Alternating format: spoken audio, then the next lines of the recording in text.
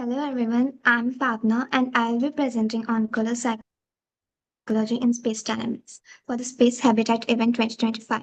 This presentation covers a topic I'm currently working on as a part of my systematic review research paper. Now, I know color might sound like a small detail when it comes to space travel, but something as simple as color and lighting design could potentially contribute to the psychological well being of astronauts and henceforth increase mission success rate. Let me start with the core challenge. Space exploration exposes astronauts to vulnerable environments for a long period of time, which can be a huge strike to their mental health. Current research shows that these psychological stressors don't just affect mood, they directly impact cognitive performance, interpersonal dynamics, and ultimately mission success. For space missions, we have focused heavily on life support systems and radiation protection, but we have largely ignored the psychological impact the habitat design can cause on astronauts. This is exactly where color psychology emerges as a game changing solution. It's cost effective, requires minimal mass and power on and produces measurable effects on human psychology. It isn't just about applying Earth based color psychology to space, but more about creating mission specific environmental protocols that support astronauts' resilience throughout the entire journey. You might be wondering, with all the technical challenges of space exploration, why focus on something as simple as color? The answer lies in the human element. We can build the most sophisticated spacecraft in history, but if the crew experiences psychological breakdown, the mission fails. And the stakes couldn't be higher. And here are four major reasons. First, long duration mission creates psychological stresses we have never dealt with before. A Mars mission isn't just longer than the current ISS stays, it's fundamentally different. Crew members face complete isolation from Earth, knowing that for over 2 years no rescue is possible. Plus, this psychological pressure is compounded by sensory monotony and disrupted circadian rhythms. Now, you might think we have already have ways to deal with stress in space. But that brings us to the second point. Traditional countermeasures are not enough for mass length missions. Medication has side effects and limited supply. Communication delays make Earth based psychological support nearly impossible.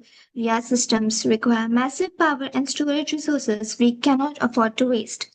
So, if the old methods won't work, what's the alternative? That's where our third point comes in. Color psychology offers something different, a scientifically validated, low-cost solution. Strategic use of cool and warm color schemes can actively support cognitive function, regulate circadian rhythms, and maintain healthy group dynamics without requiring complex technology or consumable resources. And finally, this isn't just about comfort or aesthetics. It's about empowering human resilience for future exploration. Every space mission is a massive investment, not just in money, but in people. Color psychology could be the small change that makes the big difference between success and failure, shaping the future of human life beyond Earth. So, now that we understand why color psychology matters, let's look at the real problems astronauts deal with. As space missions extend in duration and distance, astronauts face unique combination of psychological stressors.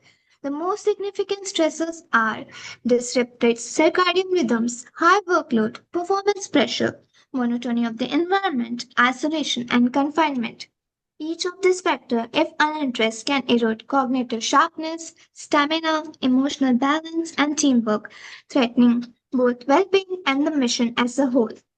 Now that we have identified the key psychological stressors, let's now understand how color psychology can be used to deal with this. Color psychology examines how specific colors influence our emotions, behaviors, and even psychological responses.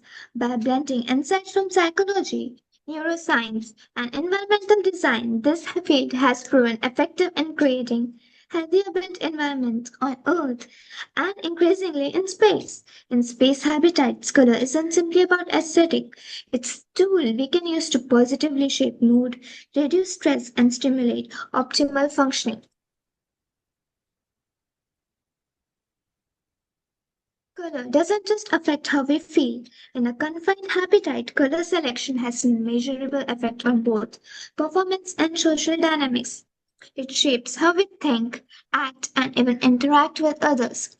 Cool tones such as blue are linked with improved concentration and calmness, making them ideal for work zones.